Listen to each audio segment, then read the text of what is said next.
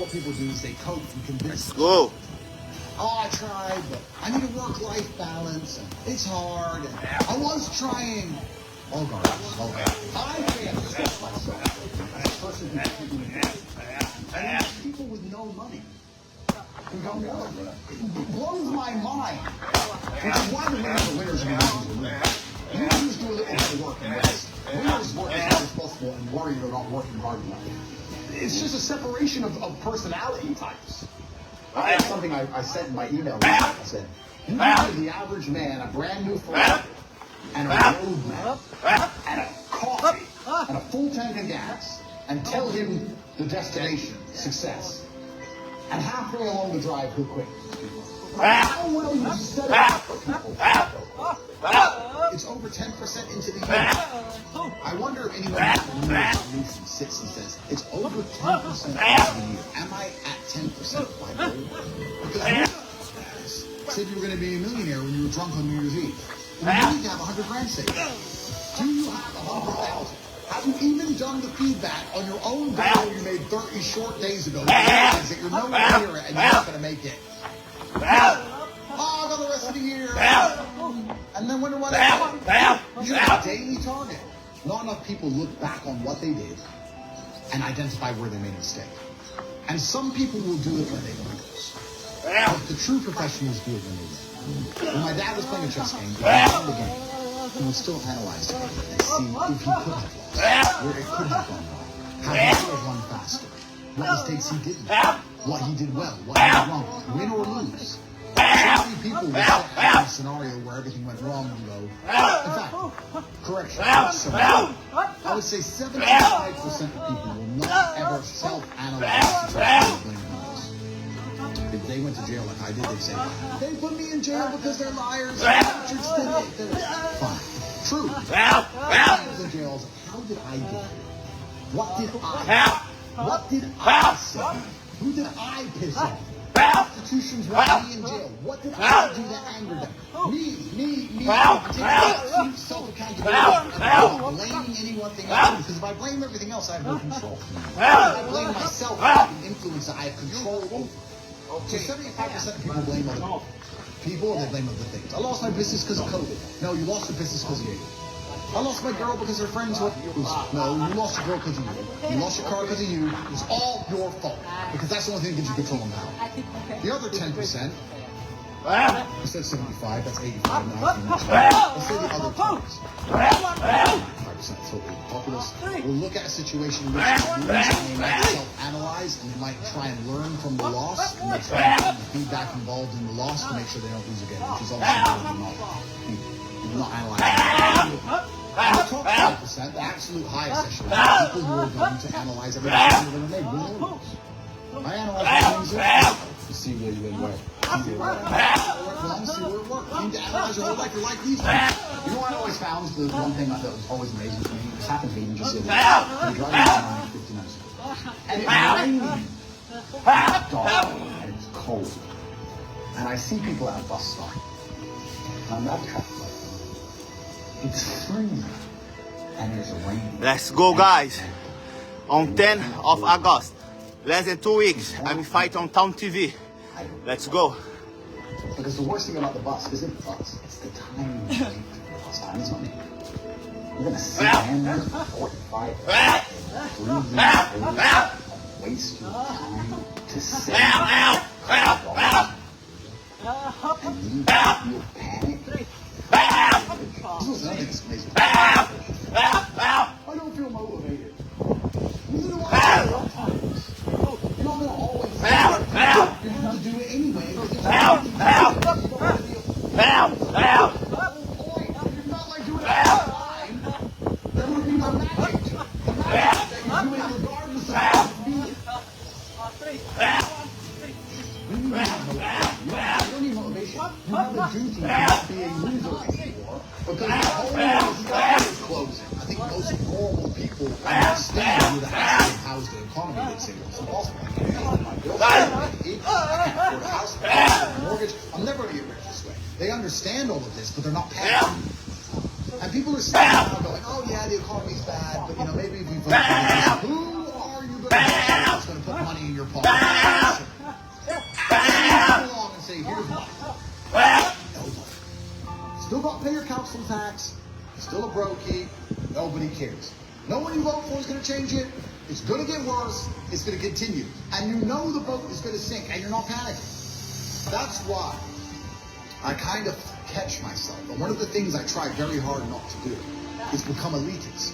Because when you've come from the absolute bottom to the absolute top, and you've done it all off of your own back, and hard work and dedication, and never missing a day, the only shortcut to life is to never miss a day. One, because of compounding interest, and two, because sometimes you get lucky. And you'll never miss a lucky day if you try every day. If you don't try every day, you might miss your lucky day.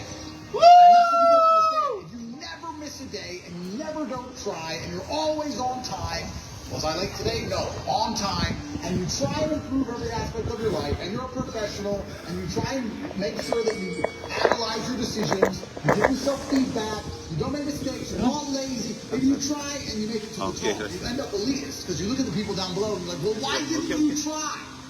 I did. Sometimes it's bad. I think men are happy. Let's go. God is always good. That's why we've always done what we've done. Why did It's okay, Paula. It's okay. No, that's awesome. Stay hard. Stay Why hard. did he in Vienna? It took him probably 3 months to even Why did he need it? Because he wanted it.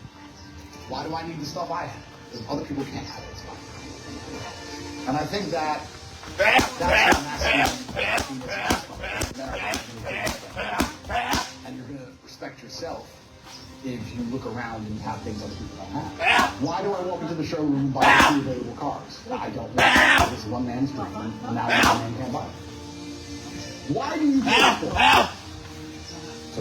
To win. Why do you want to put a ball in a net more times than you to show that you're better than that and putting a ball in a net? How insignificant an action. What's insignificant action? Stronger or better. Or being smarter or quicker talker. Or respecting the word. That's far more important than what and you'll spend your time putting the ball in the net to prove you're better. So don't sit and say that I'm a bad person because I'm better than someone else by all the things I'm doing. That's masculine competition. If there's a game we can play, and some men realize it's a battle, and some men don't realize it's a battle, how can they possibly do it? So some of you better waking up every day not realizing you're in a permanent competition with every single man around for everything, all of the time. And that doesn't ever cross your mind, and you wonder why you permanently lose. Well, it crosses my mind, and that's why I'm beating you. Let's go. You tired? I am tired. But we never give up. Who wins? It's a women one. So, you can call it arrogant, you can call it egotistical. I call it winning. I call it realism. Realistic. And the things about having most of the things I have is that's the bottom line.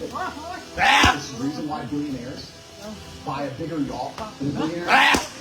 They do not need an extra 20 feet of deck space. They want the biggest yacht in the harbor.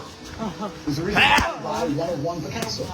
It's the reason why Bugatti launch a new car with 18 minutes. They're all sold same day. That's why. Because winners all think the same way. And then you should be more humble. I hear that sometimes. And then I look at you and say, and whenever someone tells me, this is a habit. Whenever somebody gives you their opinion on anything, listen to the opinion and then stop and look at it. Because you never want to adopt the thinking of someone you don't want to be. Because their thinking made them. So whatever they believe in their mind is why they're the person they are. So if somebody sits and says to you, you should be more humble. My logical, this is how my brain works. He believes I should be. That's how his mind operates. The closer my mind is, the more likely I am to be like him. Who is he? And I'll look at the person who says, no. Because most people who talk about how they have faith, they don't want me to make it clear to them. Normalcy has been changed from being a winner to a loser.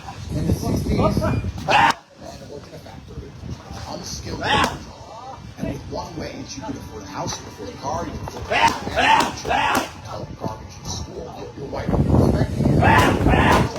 Lifetimes are good. All the things I said about playing Uno earlier in hyperbole are true. What matters most? Your wife loves you. You're respected as the breadwinner. Your kids respect you. They listen to you. Your house is clean. Your house is safe. Your car life is good. So now being normal is just losing. You're so familiar with people around you that you don't realize. Because everyone's normal. So you're all lost. None of you are free. You're all lost. And that's even more scary. Normal. To be a winner, you have to be exceptional. You can be a winner as a normal person 50, 60 years ago. Now the normal people can't. So you need to do amazing things and be proud of it. Don't sit and think you're great for no reason. That is arrogance. I'd argue that the normal person who thinks they're so unique and great for no reason is more arrogant than me. The problem with most people in the world today is not that they do a normal thing, it's that they do a normal thing and they don't try to be the best at it. So you could be a barista and you could just make coffees, or you could be a barista that makes the fancy coffees and turn over all the cups and do like the tricks and all the garbage. We have a man who became a billionaire from salt. Yes.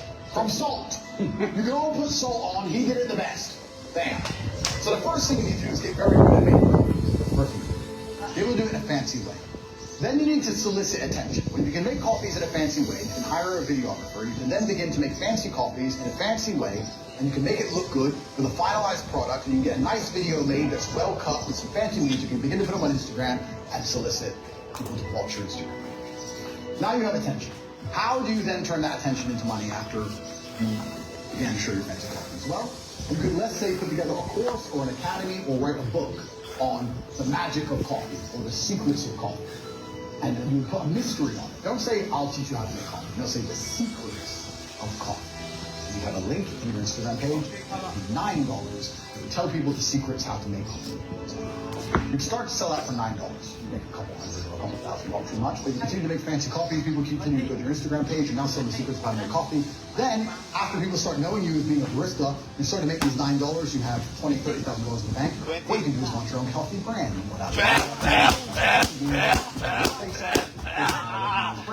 can get your own coffee beans, you can begin to sell them on Instagram. Before you know it, you're making $10,000 or $15,000 a month. You can start to do tours. You can start to put posters on your Instagram or in your Instagram stories saying, I'm going to do master classes on how to make coffee, 20 people only, $1,000 each, at this premium barista specialty coffee shop in London. The coffee shop will allow you to do it for free because they want people to know the advertising from you and your brand. You'll charge $1,000 each, that's 20 grand for a day. They teach people how to pour milk in a cup. Boom. You've got a coffee brand, you've got an online school, you're doing seminars, you put in a little bit of effort, now you drive a Ferrari. Done. It is that easy to get rich in the world today if you actually try. Instead, we'll go to work every day. Some people are so lazy that they will work every day instead of getting rich. And they think because they're working every day that they're not lazy. Everything I just told you right now, work for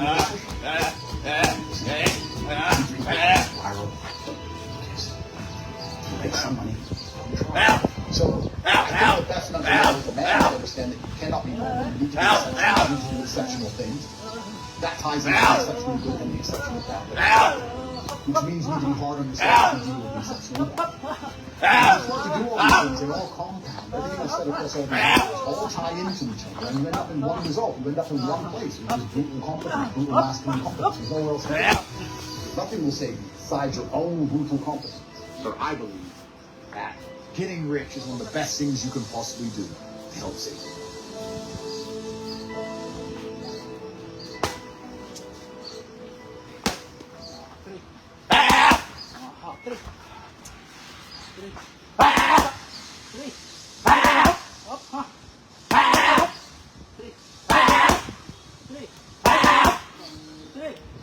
With great power comes great responsibility. Content existed because I tried my very hardest to be an absolute realist, especially with uncomfortable truths. I was throwing out that very uncomfortable. Is that a truth? It's an uncomfortable truth in many parts of the world. It's not a truth that I'm happy about. I don't want to be seen as a negative in the world. I know that there's a whole bunch of men. I get thousands of emails a week from men whose lives I've saved. I get thousands of emails a week from men who are on the verge of suicide and I've saved their lives. I believe in protecting and providing. I've been misunderstood. I don't want anybody to be offended by anything I say. I want to be a positive force in the world. I don't want anybody to hear what I say and make them feel bad about themselves. I want all people to live righteous and good, whether they're male or female. I think righteous is living true to yourself, that you're doing good by people, not snaking anybody, not lying to anybody. I know I live a very righteous life. The government's not doing it. And this is why it's so important as a person to take personal responsibility and understand the matrix can be cracked. You can make it, but you need to take responsibility and do it. I need to accept that there are people out there who become incontented individuals. I refuse to accept we live in a world where God is full of people who, no matter how good and how good their life becomes, can't do it. I don't accept that. I accept that the universe is a very good place and that God loves you best. Try your best and work hard. You can make it. I'm telling the younger generation that if they don't get up and work hard and make sure that they're important, the world 99% of my content is aimed at men telling the truth, saying that as a man, you're going no inherent and you go through some suffering to make people care about you. Otherwise, you're not going to matter. As a dude, you are and you put no effort into your life. Nobody about you. Nobody knows. One of the great things about the masculine journey and masculinity is that we've all lived semi-single. It's kind of cool. Like, we've all been the teenagers. We've all been unimportant. We've all worked hard and then started to get some clout. And then we've all kind of lived the same kind of journey. So I say to everybody out there, yeah, if you don't follow that path and follow that journey, one way or another get to the top, whether it's fighting, whether it's comedy, whether it's musician, whatever it is, if you're just going to stay somewhere near the bottom and then at the age of 44, email me saying I'm depressed, well, of course you're depressed. Yeah. But that was your choice. Because you have to build yourself as a man. And if you decide not to build yourself, then your life's going to suck. Our main message is to resist the slave mind. To understand that every single thing we're being told has an agenda behind it. We will be told otherwise. To examine every strongly held belief you have and try and identify where it comes from and why you have it. I sit and argue with people, I discuss with people, and they so fervently believe a thing. I say, why do you believe that so much? Do you have personal experience? No, but I saw the news. The news told you X, and now you are desperate. You will sit here for hours arguing that point. A lot of people are completely empty vessels in the program, and I try to tell people, listen, just stop for a second and understand that.